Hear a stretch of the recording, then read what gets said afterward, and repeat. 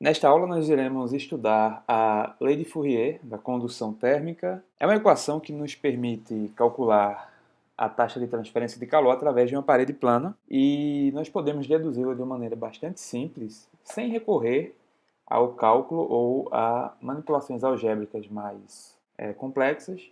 Nós podemos visualizar um experimento, fazer um experimento mental, onde nós temos uma parede plana. Nós estamos vendo aqui o perfil dessa parede, que tem espessura L. Em cada uma de suas faces haverá uma temperatura que chamaremos de T1 e T2. Quando T1 e T2 são temperaturas distintas, isso vai gerar uma taxa de transferência de calor da maior para a menor. Se T1 for maior do que T2, então a taxa de calor vai da esquerda para a direita, de T1 em direção a T2.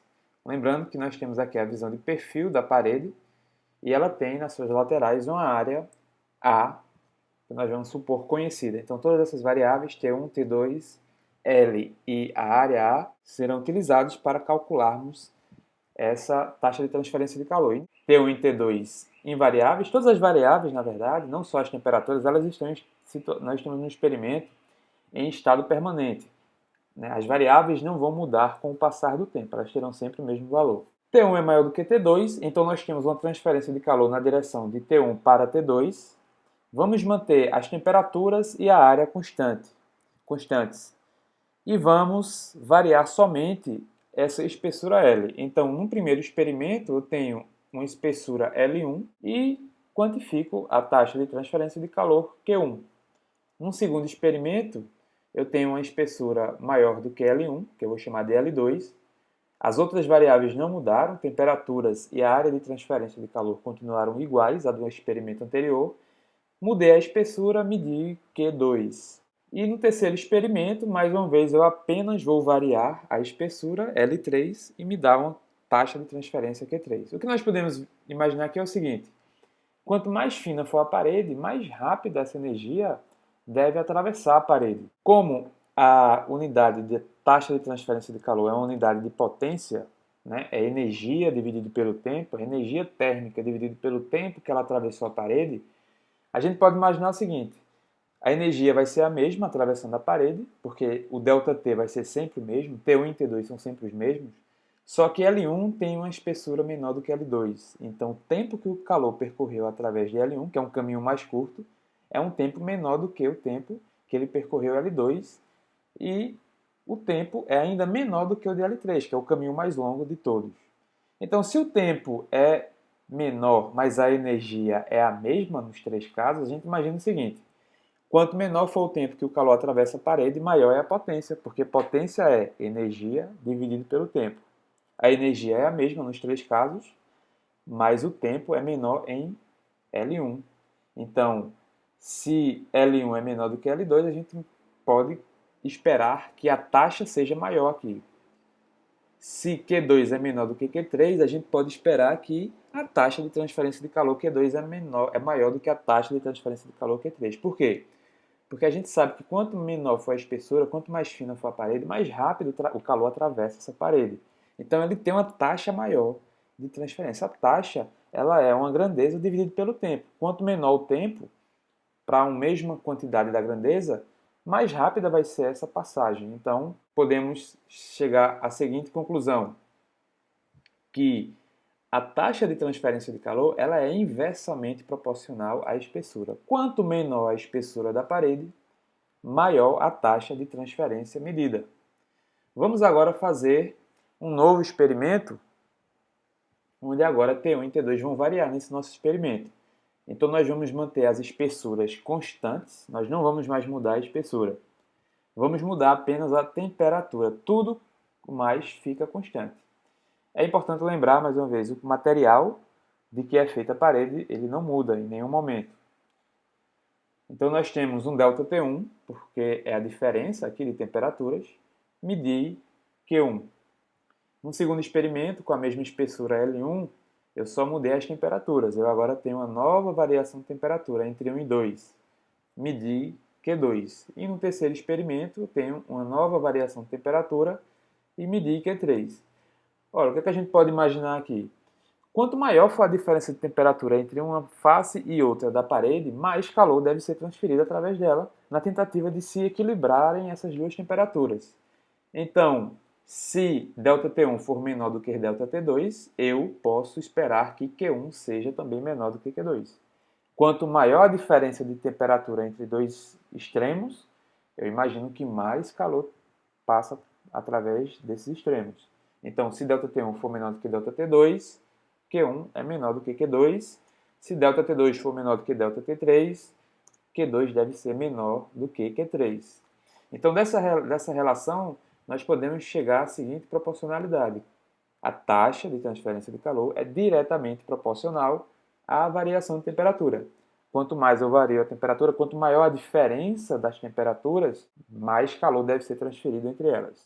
Agora nós vamos fazer um experimento onde eu estou variando somente as áreas de transferência de calor. Imaginemos três áreas diferentes. Eu tenho três paredes com áreas diferentes.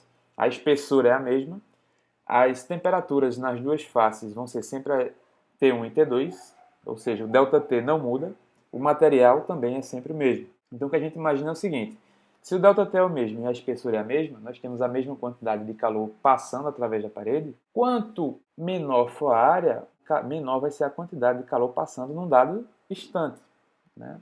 Porque eu tenho um espaço, uma área pequena para que aquele calor passe. Então ele vai precisar de um tempo maior para passar completamente através daquela área.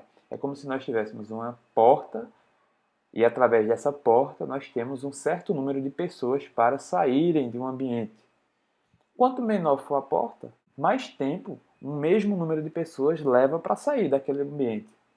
Se eu aumento a área de saída, né, se eu aumento a largura da porta, então um número maior de pessoas passa a cada instante e a gente consegue esvaziar o ambiente mais rapidamente. A mesma coisa é aqui. O calor ele vai passar mais rapidamente por uma área maior. Ele tem mais espaço para escoar, para passar através da parede. Então, se a área for menor, eu meço para cada uma delas Q1, Q2 e Q3, e se a área 1 é menor do que a área 2, eu posso esperar que a taxa através dela seja menor, né? Eu tenho um tempo maior para que aquele calor passe. Como o tempo é maior, para que a mesma energia passe, então a taxa diminuiu. Quanto mais área eu tenho, olha, a área 3 é maior do que a área 2, maior vai ser a taxa. Quanto mais área eu tenho para o calor passar, menos tempo ele gasta. Se o tempo é menor, então energia dividido pelo tempo vai ser um valor maior. Então a gente pode deduzir que a taxa de transferência de calor é diretamente proporcional à área de transferência de calor. Quanto mais área eu tenho para a transferência de calor, mais rápido esse calor vai ser transferido. Então a taxa vai ser maior. Agora, nós temos aqui as três relações que nós deduzimos, que o calor, a taxa de transferência de calor, é inversamente proporcional à espessura da parede, ela é diretamente proporcional à diferença de temperaturas entre as duas faces da parede e diretamente proporcional à área dessa parede, a área de transferência de calor. Se eu unir as três relações, eu tenho isso aqui, ó, que Q é proporcional a essa expressão, A ΔT sobre L. Agora vale lembrar o seguinte, aqui embaixo, na segunda linha, eu tenho que A é proporcional a B. Isso aqui é um exemplo que eu estou dando de como a gente pode passar de uma proporcionalidade para uma igualdade. Quando eu digo que A é proporcional a B, eu estou dizendo que quando essa grandeza sofre uma variação, um aumento, essa grandeza A também vai aumentar.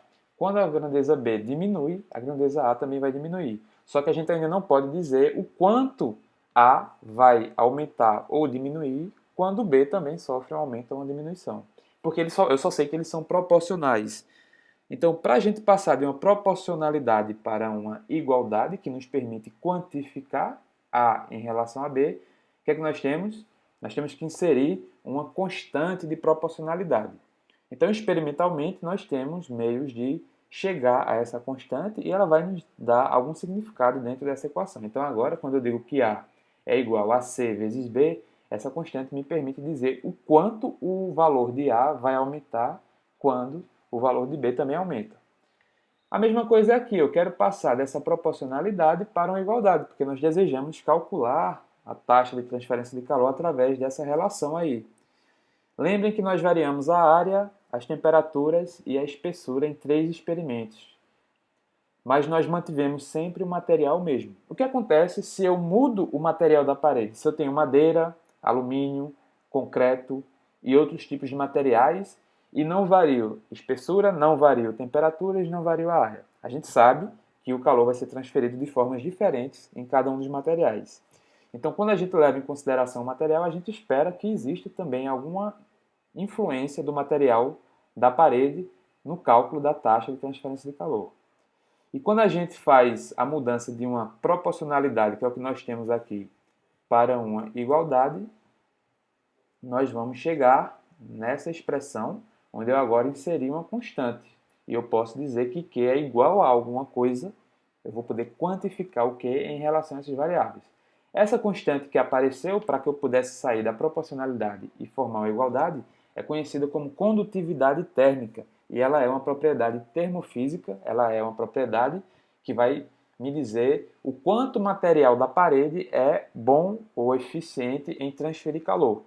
Então nós sabemos que certos materiais transferem calor melhor do que outros. Eu posso ter uma parede feita de madeira e eu sei que ela não transfere o calor tão bem quanto uma parede metálica.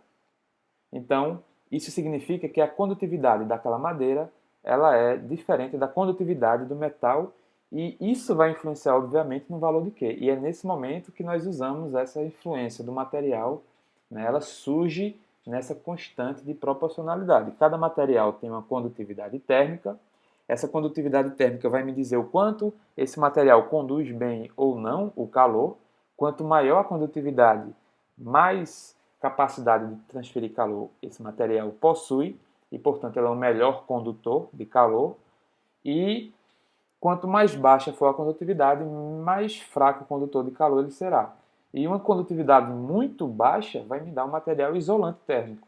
Então, os isolantes térmicos eles são escolhidos com base nessa propriedade, a condutividade. A unidade dela é em watts por metro por Kelvin ou watts por metro por grau Celsius. Como a gente trabalha com delta, então a diferença de temperaturas, tanto em graus Celsius como em Kelvin, vai ser sempre igual. A gente não precisa fazer conversão de unidades. Então, para que a gente tenha uma unidade coerente para essa condutividade, quando eu passo as unidades de área, de temperatura, de espessura para o lado esquerdo da igualdade e combino essas unidades com unidade de energia por tempo, a gente fica com isso aqui. Ó. Então, a condutividade no sistema internacional é dada em watts por metro por Kelvin ou watts por metro por grau Celsius. Ou, de uma forma mais geral, em unidade de potência dividido por unidade de comprimento por unidade de temperatura. Dependendo do sistema de unidades que nós formos usar, essa relação vai ser sempre válida. Agora, vamos ver um exemplo numérico, onde a nossa parede do experimento que nós fizemos tem temperatura T1 80 graus Celsius, T2 30 graus Celsius, espessura de 13 centímetros, área de 10 metros quadrados e um material com condutividade de 13 watts por metro por grau Celsius. Então vamos usar a nossa relação, Q é igual a Ka vezes ΔT sobre L, que é a lei de Fourier para a condução térmica. ΔT é 80 menos 30 graus Celsius, 50 graus Celsius, e vamos substituir na nossa equação. K, 13 watts por metro por grau Celsius, área, 10 metros quadrados, vezes ΔT, que é 50 graus Celsius, dividido por L, que é 0,13 metros. Vamos transformar de centímetros para metros para que as unidades fiquem coerentes. É muito importante colocar todas as unidades para que a gente confira se elas estão coerentes. Vejam só, aqui eu tenho o watts dividido por metro, né? Esse menos 1 indica que essa unidade está como denominador, metro com metro dá metro quadrado, que vai cortar com esse aqui. Então, ó, a unidade cancelou, cancelamos a unidade de metro quadrado, por esse motivo. Grau Celsius dividido por grau Celsius também vai cancelar, e o que nos sobra é a unidade de watts. Isso significa que está coerente o uso das unidades, porque a unidade de taxa de transferência de calor é em watts, unidade de potência.